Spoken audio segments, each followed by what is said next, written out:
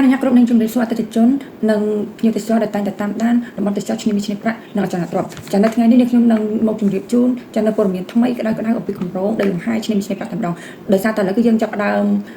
សាងសង់នៅប្រព័ន្ធហេដ្ឋារចនាសម្ព័ន្ធក្រោមដីដូចជាប្រព័ន្ធរំដោះទឹកភ្លៀងនិងលូបង្ហូរទឹកស្អុយអញ្ចឹងអ្វីដែលអ្នកទាំងអស់គ្នាទទួលបានពីគម្រោងដីលំហែយើងនេះគឺការរស់នៅដែលមានបរិយាកាសដែលផ្ដល់នូវផាសុកភាពសម្រាប់សុខភាពតែម្ដងដោយសារតែយើងជាប្រភេទដីឡូមែនប៉ុន្តែគឺយើងបានគិតគូរយ៉ាងដិតដល់អំពីប្រព័ន្ធបង្ហូរទឹកទាំងប្រព័ន្ធរំដោះទឹកភ្លៀងនិងលូបង្ហូរទឹកស្អុយហើយមិនតែប៉ុណ្ណោះគឺយើងនៅខាងចុងនៃគម្រោងគឺយើងមានរៀបចំនៅប្រព័ន្ធប្រព្រឹត្តកម្មទឹកកខ្វក់ដើម្បីស្ដារទឹកនឹងឲ្យស្អាតហើយបានបង្ហូរទៅសមុទ្រអញ្ចឹងគឺធ្វើឲ្យសមុទ្រនៅក្នុងឆ្នេរមីឈិនប្រាក់យើងនេះគឺមានសភាពថ្លាស្អាតហើយគឺ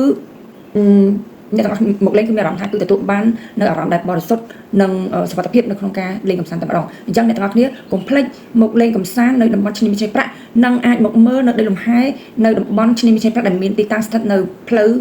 ទៅកោះរាជបុត្រពេលអ្នកទាំងអស់គ្នាមកដល់ចិត្តកាស៊ីណូតៃវ៉ាន់គឺទីតាំងដីយើងគឺនៅជាប់ជាមួយនឹងកាស៊ីណូតៃវ៉ាន់តែម្ដងហើយឥឡូវនេះគឺមានតម្លៃដែលមានការបង់ប្រាក់ធូរសម្រាប់បងតែម្ដងនោះគឺទំហំដី5គុណនឹង25គឺយើងធ្វើ5គុណនឹង25មានទីតាំងស្អាតផ្លូវមកផ្លូវក្រួយអញ្ចឹងខ្ញុំជំរាប5គុណនឹង25គឺតម្លៃ12500អញ្ចឹង12500នេះគឺយើងអាចបង់បានរយៈពេល12ខែចាអញ្ចឹងយើងបង់មុន30%គឺយើងអាចធ្វើកុងត្រាហើយគឺអាចសាងសង់តែម្ដងអញ្ចឹងសល់70%ទៀតគឺអាចបង់រយៈពេល12ខែបន្ថែមហើយ